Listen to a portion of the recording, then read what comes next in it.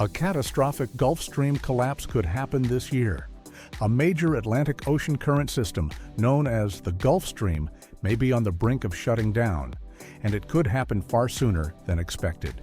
According to recent research, the Atlantic Meridional Overturning Circulation, AMOC, which drives the Gulf Stream, may collapse as early as 2025. Some models suggest it could even happen this year. This would trigger massive disruptions in weather, agriculture, and sea levels across the globe.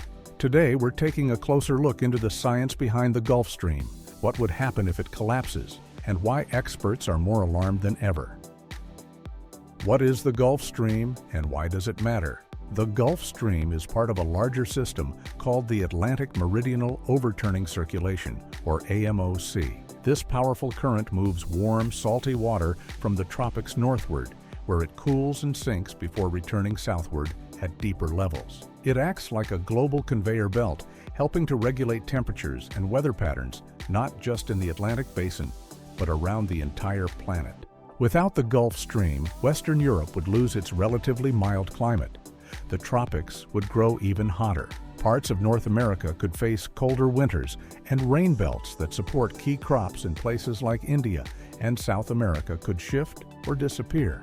This current has been relatively stable for thousands of years, but recent signs point to trouble. Scientists say the AMOC is already at its weakest point in over 1,000 years. Human-caused climate change, mainly through the melting of the Greenland ice sheet, and an increase in freshwater runoff is disrupting the salinity and density of the ocean waters that keep the circulation going. If the water becomes too fresh and too light, it will stop sinking. That's when the conveyor belt could grind to a halt.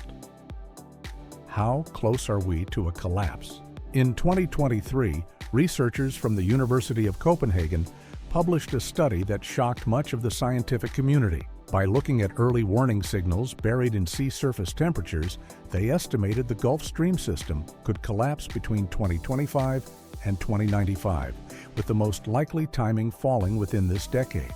Their worst-case scenario? A breakdown starting as early as this year. The AMOC doesn't tend to collapse slowly. Models suggest it would follow a tipping point dynamic. This means it could shift rapidly from its current state into something completely different. Once that tipping point is reached, recovery would be extremely difficult, if not impossible, for hundreds of years.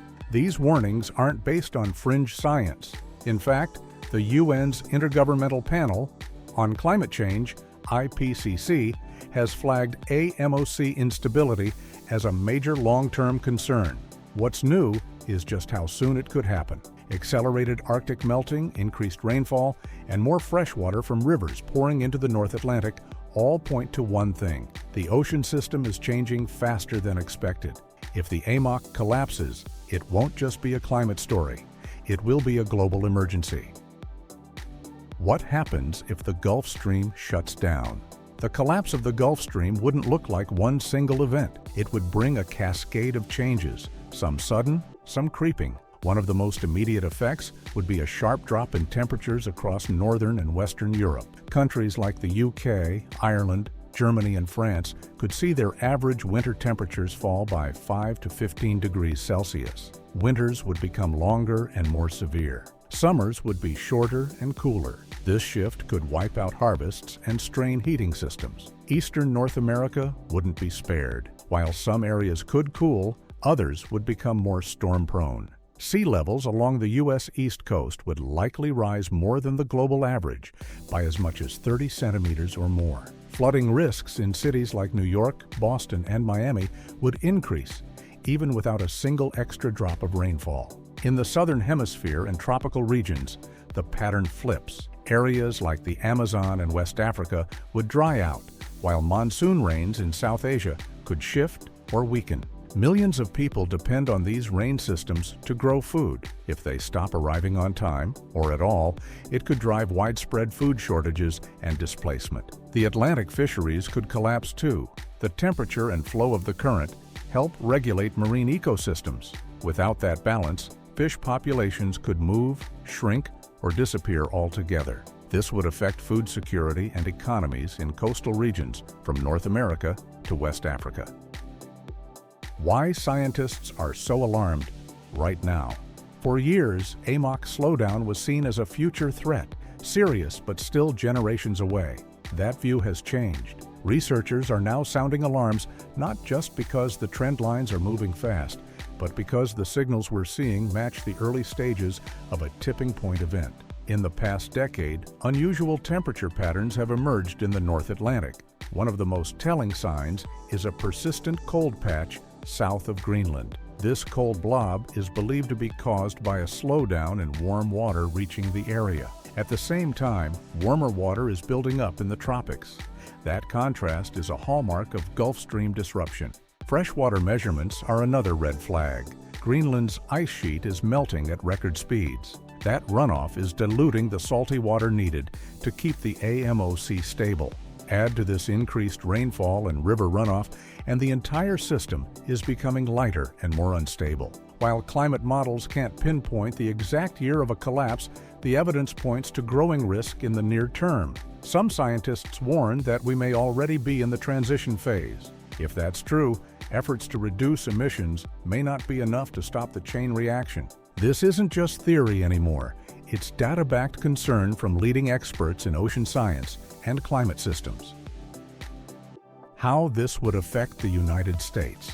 If the Gulf Stream collapses, the United States would face a range of problems. These would vary depending on the region, but no area would be spared. The Northeast could see more intense winter storms. The warmer waters that fuel hurricanes could shift closer to the coast, increasing the strength and frequency of storms along the eastern seaboard. Cities from Washington, D.C. to Boston could experience harsher winters, stronger nor'easters, and more coastal flooding. In the southeast, sea level rise would become more aggressive. Miami and much of southern Florida already deal with flooding on sunny days. A weaker AMOC would push more water up against the coast. That rise wouldn't be gradual. It could happen in sudden jumps. The Midwest might see changes in rainfall patterns. Some areas could face longer droughts, while others might get hit with heavy rain and flooding. Crop yields could swing wildly from year to year, affecting food prices and local economies. The Gulf Coast might also see changes in fish populations as ocean currents shift and water temperatures climb. The U.S. economy as a whole could take a hit from all of this. Insurance costs would rise. Infrastructure in coastal cities would be stressed. Food systems could become more volatile, and the pressure to relocate entire communities from vulnerable areas would grow. Global consequences beyond the climate. The fallout wouldn't stop with temperature shifts and rising seas. A Gulf Stream collapse would likely lead to global political and economic instability. Regions that rely on predictable weather, like parts of Africa, Asia, and South America, could face food and water shortages. That could lead to migration on a massive scale. Water stress in places like the Sahel, India, or Central America could push millions of people to leave their homes. Europe might see more pressure at its borders. The United States could face more migration from Latin America as droughts and crop failures become more frequent. Economic shocks would hit too. Global food and energy markets are deeply connected to climate stability. A shift in rainfall, ocean currents, and seasonal temperatures would affect everything from coffee and cocoa production to energy use and shipping patterns. Some countries would scramble to adapt, others wouldn't be able to cope at all. This kind of stress could lead to conflict over resources. Access to fresh water, arable land, and even fishing rights might trigger diplomatic crises or armed disputes. The Pentagon has already listed climate change as a national security threat. A Gulf Stream collapse would push that threat into sharper focus. This isn't just about warmer or colder weather, it's about whether the systems we depend on, food, trade, safety, can hold together in a radically different world. Is there anything we can do to stop it? At this stage, reversing the weakening of the Gulf Stream isn't easy, but it's not out of the question. The core issue is global warming, which is melting ice sheets and altering ocean salinity. The more greenhouse gases we release, the more heat gets trapped and the more freshwater floods into the Atlantic. Slowing climate change is the first step in protecting the AMOC. That means cutting emissions quickly and on a global scale, phasing out fossil fuels, investing in renewable energy, and protecting carbon sinks like forests and wetlands can all help reduce the pace of warming. But even if emissions stop tomorrow, the changes already in motion could continue for years. Some scientists believe the tipping point may have already been triggered. Geoengineering proposals have also surfaced. These range from building underwater barriers to slow freshwater flow to large-scale carbon removal projects. But these ideas are expensive, untested, and carry risks of their own. No one knows if they would work or if they might cause other problems. The most realistic option now is risk reduction, slowing the pace of change, building climate-resilient infrastructure, and preparing for what's coming. The window to prevent collapse is narrowing. The next few years may determine whether the Gulf Stream survives or not. What to watch for in 2025 and beyond. Scientists are keeping a close eye on indicators that suggest AMOC collapse may be close. Sea surface temperatures in the North Atlantic, freshwater levels in the Arctic, and the rate of Greenland ice melt are all key data points. If these trends continue or speed up, the odds of a breakdown rise. Another red flag would be more frequent and extreme weather events that line up with what models predict in a post-AMOC world. This includes harsher European winters, stronger U.S. East Coast storms, and sudden changes in tropical rainfall.